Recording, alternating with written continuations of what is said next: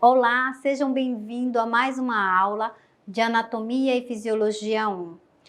Me chamo professora Shirley Barros, sou especialista no ensino de docência superior e tecnóloga em radiologia. Então vamos lá, queridos, vamos começar, vamos iniciar mais uma aula, dando, na verdade, continuidade, porque nós estávamos lá no tecido tegumentar e agora nós vamos falar dos anexos, né? Então vem comigo nessa aula que vai ser muito legal, vamos associar, completar mais um pouquinho o nosso conhecimento. Olha, dentro ainda do tecido tegumentar, nós temos o anexo. Você aprendeu que tecido tegumentar nada mais é do que a pele. Você aprendeu que lá nós temos epiderme, derme e hipoderme. Nós temos 3 divisões, nós aprendemos a função, nós aprendemos para o que serve, né? Nós aprendemos cada ponto necessário ao nível do nosso conhecimento para desenvolver a nossa profissão, tá? Então, vamos lá. Dentro dos anexos, estão divididos, olha, os anexos, né, do tecido tegumentar, eles estão divididos em quê, prof?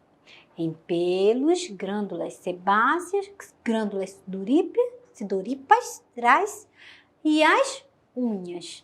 Então, todos esses, né, segundo o Santos, né, 2014, página 68, ele vem falar pra gente dessa divisão, né? Então, eles estão de forma distribuída, né, nesse tecido tegumentar, esses anexos. Prof, eles são essenciais? São, porque eles são sensitivos, eles são protetores, né? A gente não vive sem eles, não. Nós vivemos sem eles, nós vivemos sem as unhas, nós vivemos sem os pelos, né? Nós vivemos sem as glândulas, se precisar tirar, mas não são órgãos vitais, por isso nós falamos que eles são anexos. Então, vamos dar uma continuada aí, tá? Ó, falando dos pelos, esses pelos que incomodam para muitos, outros que gostam, né? Então, a estrutura do pelo, ela possui uma raiz imensa na hipoderme. Então, a raiz vai estar fixada onde? Lá na hipoderme, né? E aí, em cima que a gente vê é apenas o pelo. E quando às vezes a gente puxa esse pelinho, né, com uma pinça, você vai observar que no finalzinho desse pelo existe uma bolinha que nós chamamos de raiz.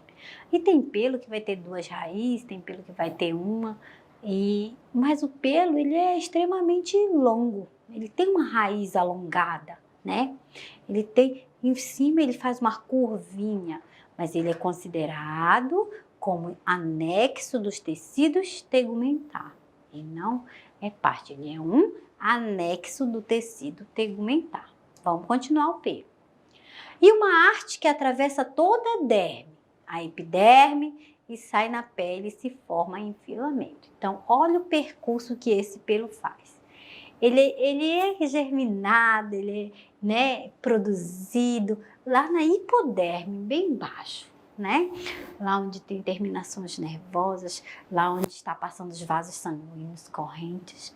Então, ele vai crescendo e ele vai atravessando, né, a derme até chegar na epiderme, que é a parte mais superior que nós temos, a parte de saída, que é o nosso tecido, né? A epiderme. Então, ele faz todo esse percurso. Então, posso dizer que a arte dele é longa, a arte, né, o seu comprimento, ele é longo, que ele faz esse percurso, tá? A parte mensa, ele é constituído por folículo piloso, a parte de cima. Uma bolsa epitelial se aloja no início do pelo. Então, quando a gente fala que tem aquela raizinha, aquela barriguinha que tem, né, no cabelo, eu estou falando que lá é o início do pelo, né? Que lá se aloja uma bolha. E essa bolhazinha é que faz o pelo crescer, que faz o pelo germinar. E a sua arte, ele tem a parte que constitui o folículo piloso. Esse folículo piloso. Então, nós já entendemos o pelo, nós já sabemos quem é ele, nós já conhecemos o pelo e sabemos a parte mais importante, que ele faz parte do anexo do tecido tegumentar. Então, como que ele se constitui o pelo? Ele vai se constituir do folículo piloso e de uma bolsa epitelial, que se aloja no início do pelo. O início, lá na base, a gente não vai dizer que o início do pelo é a ponta. Não, o início do pelo é a base do pelo, tá? Deixa eu passar mais um pouquinho. Ele aparece na pele de forma oblíqua e simultânea, né? Quem nunca ouviu falar, vou fazer depilação, ela passa no sentido do pelo. Porque o pelo, ele é interessante que ele nasce uns para um sentido, outros para outros, mas esses pelos, eles fazem essa angulação, essa parte oblíqua, ele não fica em pé o tempo inteiro, a não ser que seja um porco-espinho, né? Mesmo sendo porco-espinho, ele tem lá o seu pelo que faz uma curvinha, né? Mas esse pelo, a sua característica, a sua forma, como ele se apresenta em forma oblíqua e simultânea. Todos no mesmo sentido, eles todos em mesma direção. É assim que esse pelo vai estar de forma se apresentando na nossa epiderme, tá? Você pode observar. Existem dois tipos de pelos. Aí a gente pode pensar. A lanuge e o terminal. Prof, o que é essa bendita lanuge? Lanuge são esses pelinhos fininhos. Olha, tem recém-nascido que nasce e ele já nasce cheio de lanugem. Com o tempo esse lanugem vai caindo, né? Lanugem do rosto. Tem pessoas que têm os pelos bem fininhos no rosto. E esse pelo fininho é que é chamado de lanugem. Agora, aquele pelo mais forte, né? O pelo do cabelo, né? Da barba, nós podemos dizer que são pelos terminal, né? Ele já tem uma espessura maior, ele já é mais alongado, então ele é chamado de pelo terminal, tá? Então vamos pensar na lanuge, né?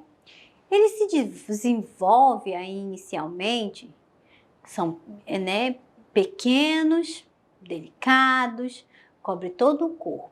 Se você observar o seu corpo, ele é todo recoberto de pelinhos, né? E esses pelinhos, eles são chamados de lanugem. E eles vão se renovando. A cada ciclo, né? A cada dias, eles caem e nascem. Eles nascem e caem, né? Pode dizer assim, né? Que eles nascem e caem. Eles têm um tempo de vida que é útil. A lanugem, prof, para que serve essa lanugem? Essa lanugem, ela serve para proteção. Essa lanugem, ela serve para nos proteger, né? Para nos proteger, nos aquecer. É isso que vai servir a lanugem. Então, tem algumas pessoas que só vão observar essas lanugens no frio. Quando estão com muito frio, aí a lanugem levanta, né? Para forma de aquecimento e tentar paralisar a perca de calor do corpo. Então, a lanugem, ela está recoberta por todo o corpo do indivíduo. Óleo terminal. São os pelos longos, grossos e em abundância. Então, quando pensar em pelo terminal, eu penso na barba, eu penso nas axilas, eu penso nas virilhas, eu penso no cabelo, né? No cabelo da cabeça. Porque são pelos longos, né? Grossos e em abundância. Então, ele tem a sua própria característica. Pelos longos, grossos e em abundância, eu vou falar de pelo terminal. Esse pelo, prof, ele também tem um tempo, né? Ele também tem um tempo. Ele tem um tempo para crescer, para nascer, crescer e morrer. Mas algumas pessoas até conseguem matar a raiz do cabelo, né? Com tantas químicas por não tratar. Só um exemplo. Mas esses pelos, eles são muito mais resistentes e eles também têm seu tempo de vida. Então, tem que ter tem renovação desses pelos, tem renovação, né? A gente pode dizer que o pelo, ele nasce, cresce e morre, né? Uma pessoa que tem um cabelo longo aí, com 7 anos de vida, você vai observar que ela já começa a ter perca de cabelo, né? Uma pessoa que tá numa fase da vida, que chega lá nos seus 40 anos, 50 anos, os pelos já caem um pouquinho mais a sua produção, os pelos da perna, posso dizer, os pelos terminais, quem tem pelos grossos na perna, né? Então já não vai mais ter tanta produção desses pelos como a gente pode dizer que tem agora, na juventude. Mas os pelos terminal, eu tenho que pensar que eles são longos, que eles são grossos e em abundância.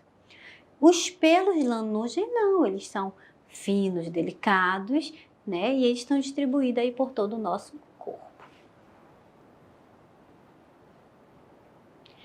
Ó, ele recobre todo o couro cabeludo, as axilas e regiões públicas, aquilo que a gente veio falando. Recobre toda a região da cabeça do indivíduo, ele recobre todas as axilas, porque são duas, e a região pública do indivíduo. Tem gente que vai ter uma grande quantidade, uma grande produção de pelos terminais e pouca lanugem. Tem gente que vai ter muitos pelos terminais e muita lanugem, que precisa ficar tirando o buço o tempo inteiro, né? Tem alguns fatores que levam a isso, tá? E região pública também, vai ter muito pelo. Então, a gente pode dizer que eles são os terminais. Então, fica com isso, que a gente pode dizer couro cabeludo, axilas, região públicas. É onde encontramos os terminais. É mais fácil, eles são muito mais fáceis de serem visualizados. Ninguém passa percebido, né? Despercebido. Eles são perceptíveis, né? O cabelo que é terminal, ele é perceptível, porque ele é mais grosso, porque ele é mais visível. Diferente de quem? Da lanugem, porque a lanugem, ela é mais fininha, ela só é para proteger. Quando é que eu percebo ela? Quando estou com frio e que os pelos levantaram. É dessa forma que eu vou perceber essas lanugens, tá? Vamos passar agora?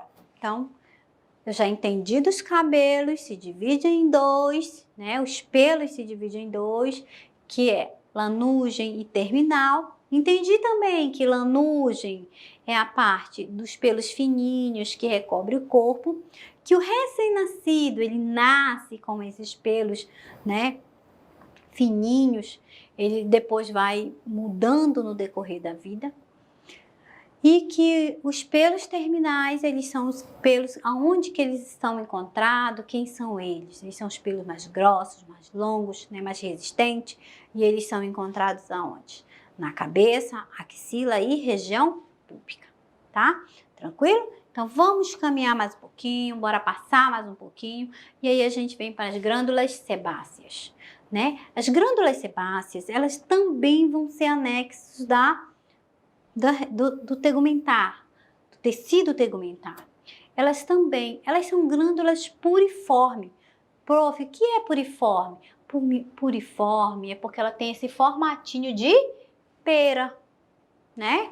Então, ela é chamada de puriforme, por ter essa característica, né? Esse desenho parecido uma pera, e elas vão ter as suas funções específicas.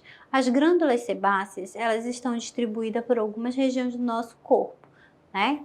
Como a gente pode dizer, prof, tenho glândulas sebáceas na mão? Aquele que soa, não, é sudoríparas, não é sebáceas, né? Mas eu tenho elas no couro cabeludo, né? Que estão aí próximo dos pelos. Por isso tem pessoas que vão ter uma grande oleosidade na pele, né? No couro cabeludo. Aí não consigo ficar sem lavar o meu cabelo, não consigo se eu tomar banho tem que lavar, porque se não lavar fica todo oleoso. É porque tem uma grande quantidade das glândulas sebáceas, produção de seborreia, produção do óleo, da gordura do nosso corpo, tá? Quanto à secreção, são consideradas holócrinas, né? Essa secreção holóclone é que a gente pode dizer que é esse tecido mais gorduroso, elas vão secretar isso, né? E aí muitas vezes o cabelo, tem gente que reclama muito do cabelo e diz que ficou igual um pirão, né? De oleosidade. É porque tem muitas glândulas sebáceas, tem essas glândulas consideradas holóclinas, né? Nós temos as exócrinas e a endócrinas, elas são exócrinas, né? Elas fazem a produção, excretam, né? Elas não são para dentro, elas produzem, né? Essa substância que vai fazer com que fique tudo mais gorduroso. É isso que vai estar ocorrendo aí dentro da secreção, dentro dessas glândulas que são chamadas de glândulas sebáceas, né? A célula inteira, olha, a célula inteira morre e se destaca participando de sua própria secreção. Então, o que vai acontecer? A célula vai morrendo e ela vai se produzindo, vai se transformando nessa própria secreção. Então, cada vez que a gente pode dizer que está secretando essa substância, essa oleosidade das glândulas sebáceas, eu posso dizer que a gente tem produção de secreção. Então, nesse momento, o que aconteceu foi a morte de células inteiras. Células inteiras, elas não só apenas morrem, mas também ela secreta e o que produz. Ela também expulsa o que produz. Então, elas não vão só morrer. Então, ela inteira, ela vai secretar aquilo que ela produziu. Secretar é eliminar, é botar fora. Então, é isso que vai estar acontecendo. Por isso que ela consegue liberar essa oleosidade, né? Esse líquido, né? Que a gente pode dizer. Esse sebo, né? Muitas vezes a gente vai até falar assim. Quanto à natureza química ainda das glândulas sebáceas, elas são consideradas dilipídicas, por possuírem lipídios na sua composição. E o que são os lipídios, queridos? Não são gorduras?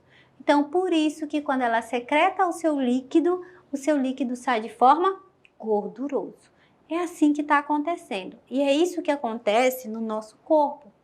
Prof, nós temos glândulas sebáceas distribuídas? Temos, né? Onde tem um pelinho, tem lá glândulas sebáceas. Tem gente que vai ter glândulas sebáceas distribuída, pense na costa, né? Vai ter uma grande quantidade de oleosidade no rosto. Tem gente que diz, poxa, né? Tô tão oleoso.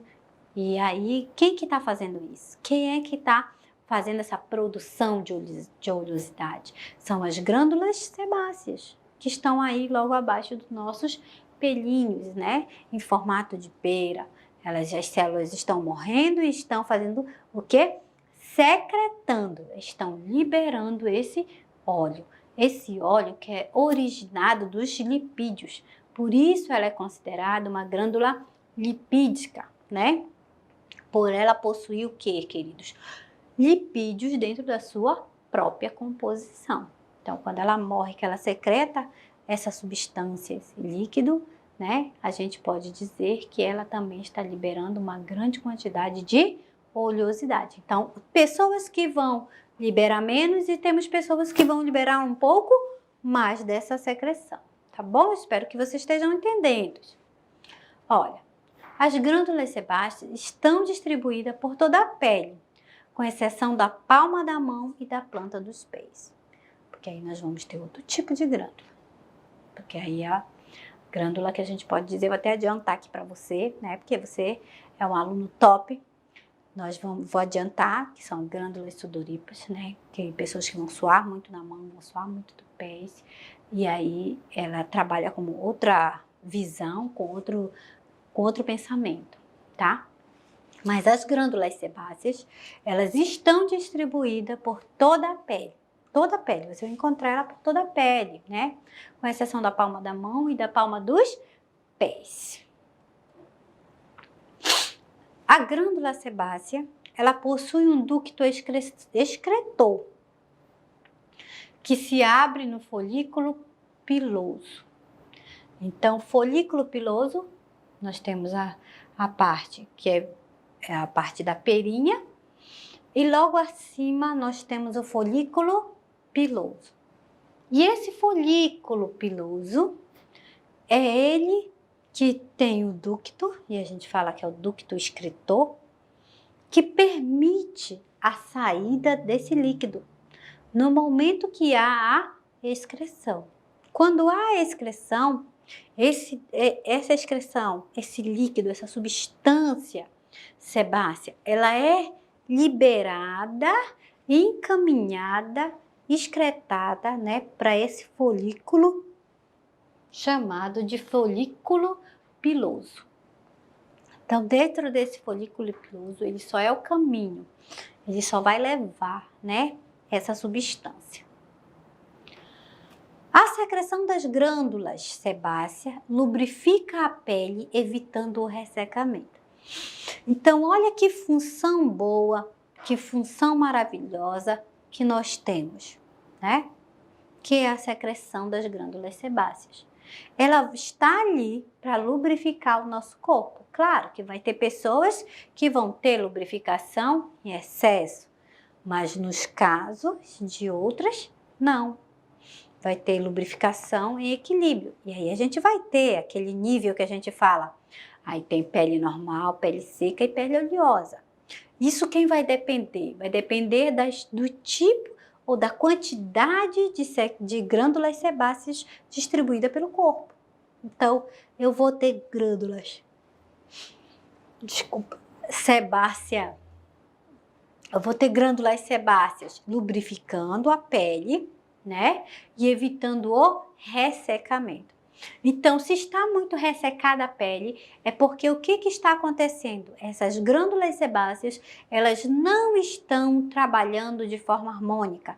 Elas não estão trabalhando de forma com efeito que deveriam estar, na potência que deveriam estar. Então, nós temos aí a glândula sebácea liberando secreção, né? De forma que, qual é a função dessa secreção? Lubrificar o corpo, né? Prevenindo, evitando o ressecamento da pele do indivíduo. Onde estão as glândulas sebáceas? Estão distribuídas para todo o corpo do nosso indivíduo. Então, a glândula sebácea, continuando, ela tem um poder bactericida e dificulta a evaporação. Então, o que a gente pode dizer? Se ela é bactericida, ela também tem a função de combater algumas bactérias que entram em contato com a pele e dificultar a evaporação. Imagina, ela lubrifica, ela libera. E quando você passa, né, que você tá pegando no corpo, você sente assim um pouquinho oleoso e você não consegue liberar essa evaporação, o suor, na verdade. Então fica uma bolinha aqui, outra ali, né, fica a bolinha de suor e escorre. Quem está fazendo dificultando isso, nada mais é do que a glândula sebácea. O líquido sebáceo que ela está liberando. Então, uma pessoa que está com a glândula sebácea, tem muita produção desse líquido, ela vai ficar mais suada, né? Ela fica mais suada, ela tem essa sensação de ficar mais suada, porque ele acaba sendo um óleo, uma substância que vai dificultar a evaporação desse suor. Então, ela fica mais preguenta, mais suada, né? A gente pode dizer mais agoniada. A pessoa que produz muito, ela fica assim. Se ela produz muito esse óleo sebáceo na região facial, ela fica agoniada. Às vezes tem que estar usando toalhinha, limpando o rosto, né?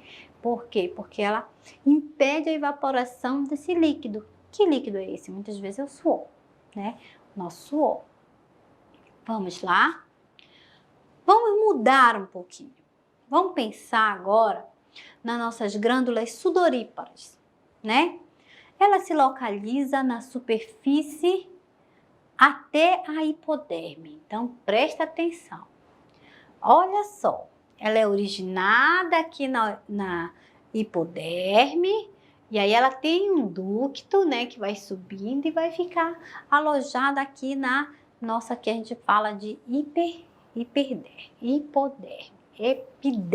desculpa, epiderme, ela fica aí, né, logo abaixo, né, a gente pode dizer, logo abaixo do tecido. Ó, são responsáveis por secretarem o suor. Mas por que a gente soa? Tem gente que soa muito, tem gente que soa pouco, tem gente que não soa nada, né? Por que soa, né? O suor, querido, nada mais é para resfriar o nosso corpo. É para baixar a nossa temperatura, né? E hidratar também o nosso tecido. Ele tem essa função, né? Então, ele possui duas porções, uma secretora e uma excretora. Então, ele tanto secreta... O que é secretar, prof? É produzir... O que é secretar? Secretora, produção, né? Produção do suor. Então, ela faz a produção do suor e também ela excreta, ela põe para fora esse líquido, né? Libera esse líquido. Então, ela tem duas funções. Ela é secretora e excretora. Então, ela vai trabalhar duas vezes. Ela tem duas funções, né? Secretar e excretar esse suor, né? Para que resfrie. Então, quando a pessoa ela está muito suada, é porque a temperatura corporal dela é muito maior do que o meio. Então, o que vai acontecer? O corpo vai trabalhar de forma... Ou o meio está muito quente, né? Tem aquela parte sensitiva. Então, ela vai fazer de que forma? Ela vai começar a suar e aquele suor vai tentar resfriar o corpo dela para deixar de nível igual esse corpo, de nível equilibrado, para que não fique, né, bagunçado aí, né? Porque não tem, assim, queimaduras, porque tem pessoas que vão ter assaduras, né, por conta de atrito de pele ou por conta que não houve resfriamento daquela região, né?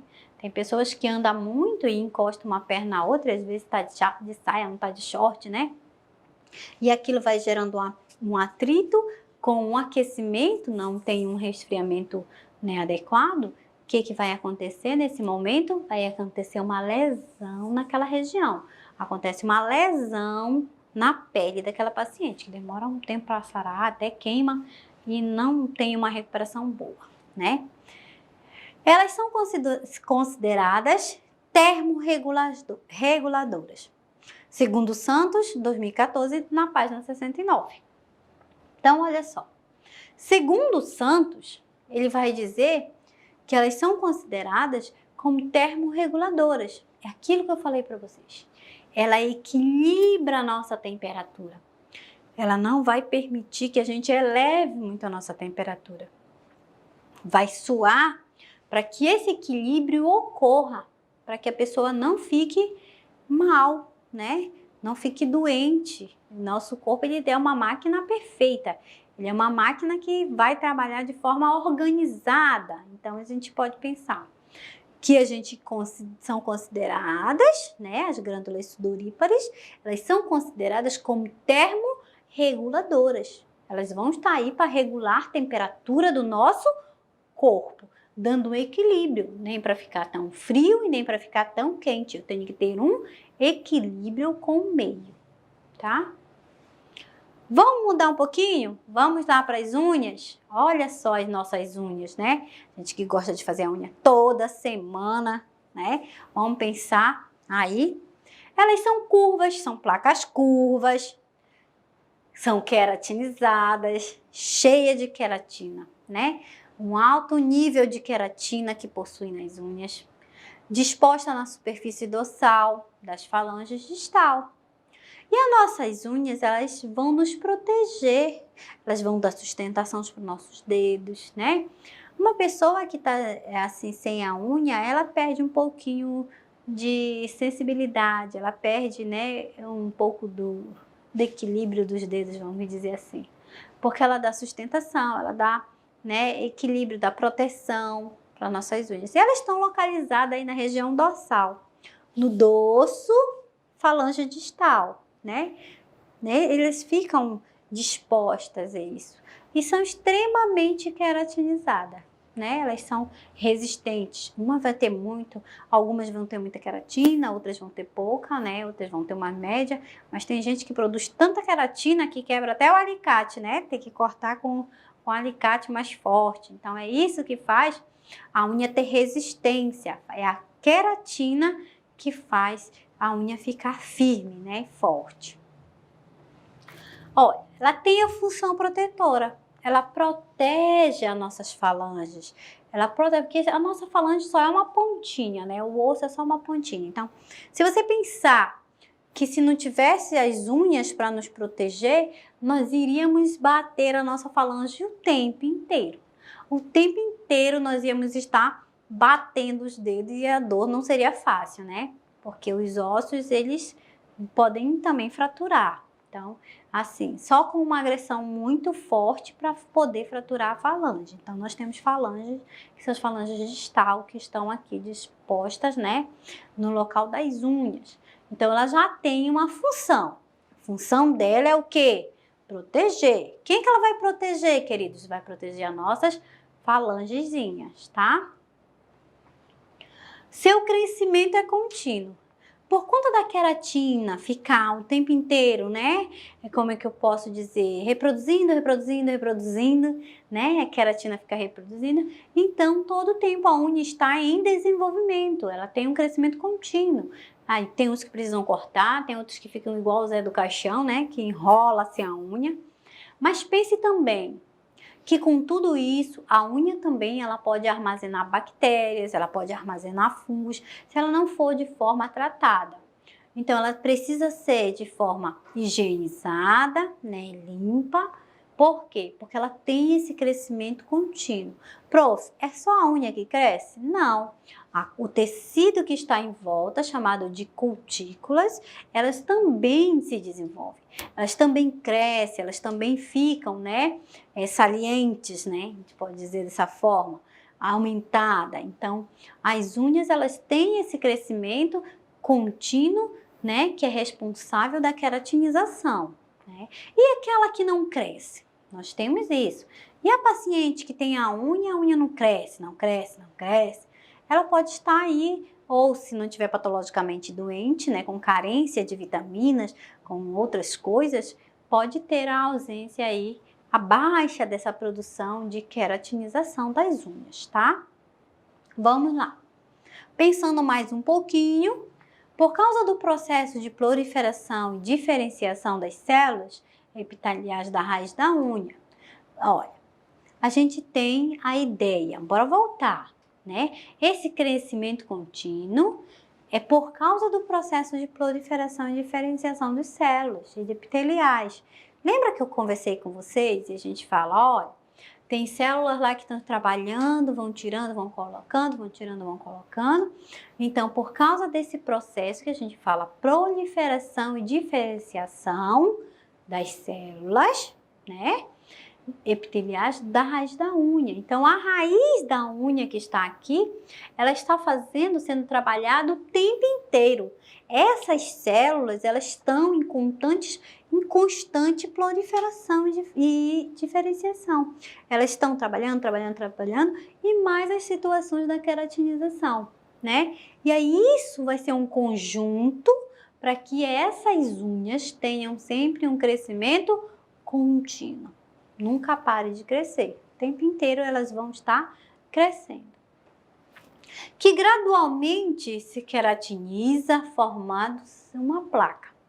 Então, essa placa, que você chama de unha, e tem gente que gosta de roer, que acha gostoso, a gente até brinca, né? Salzinho, uma pimenta na unha, né? Porque ela estala. Isso daí é por conta que há uma mistura dessa proliferação, né? E diferenciação e mais a queratina. Então, ela gradualmente se queratiniza. Gradualmente, conforme ela vai crescendo, quem já perdeu a unha sabe que quando fica só aquele tecido de pele é um pouquinho mais dolorido, é um pouco mais sensível, até a unha crescer, né? Até a unha vindo e formando. E ela faz, e por cima ela faz essa placa chamada de queratina. Então, ela queratiniza, formando essa placa.